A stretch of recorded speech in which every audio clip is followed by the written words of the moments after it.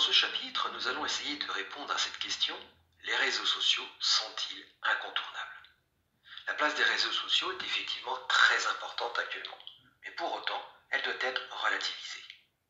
Nous allons donc évoquer les arguments pour dire que les réseaux sociaux ne sont pas indispensables et les arguments pour dire que les réseaux sociaux sont indispensables.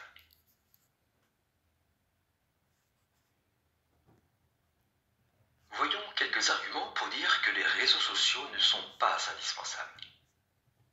Premier argument, il ne faut pas oublier que notre société existe depuis plus de 2000 ans et qu'Internet est très récent à cette échelle.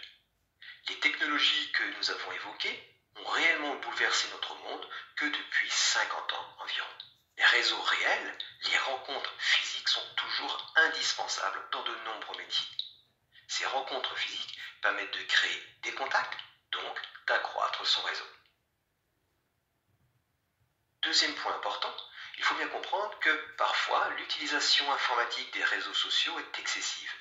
Les nouvelles technologies sont parfois devenues une réponse systématique à des problèmes purement organisationnels, rendant ainsi notre organisation dépendante de ces outils. Nous assistons aussi à un phénomène de repli par certaines personnes qui n'acceptent plus d'être absorbées par la technologie et qui veulent désormais la maîtriser et non le contraire. Parfois, il faut bien l'admettre, les réseaux sociaux sont un concept marketing. C'est le marketing qui a créé ces besoins.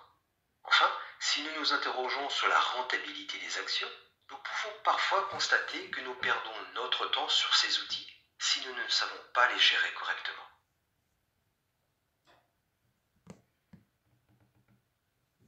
Voyons maintenant quelques arguments pour dire que les réseaux sociaux sont incontournables.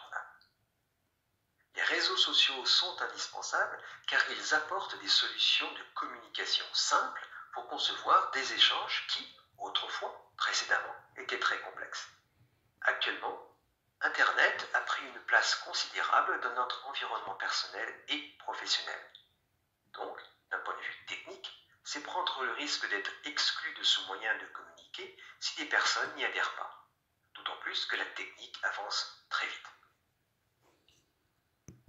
Afin d'acquérir plus de souplesse dans nos actions, nos informations sont de plus en plus numérisées, ce qui permet de gagner du temps, de l'argent et du confort. Il faut bien admettre que toute technologie finit tôt ou tard par se faire sa place dans la société. Il faut bien garder à l'esprit cette évidence. Le marché de l'emploi, le marché du commerce, le marché des affaires se tournent tous vers les réseaux sociaux. Tous ceux qui les adoptent auront donc une longueur d'avance. Depuis longtemps, notre société nous incite à créer une identité. Carte d'identité, carte vitale, etc.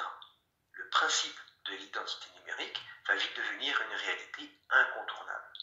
Les réseaux sociaux, qui nous permettent de développer cette identité numérique, nous préparent à cette évolution qui verra l'identité numérique revêtir une dimension légale. Enfin, il faut bien admettre que l'incapacité ou le refus d'utiliser certains modes de communication génère de fortes inégalités dans l'accès à l'information, ce qui génère des exclusions.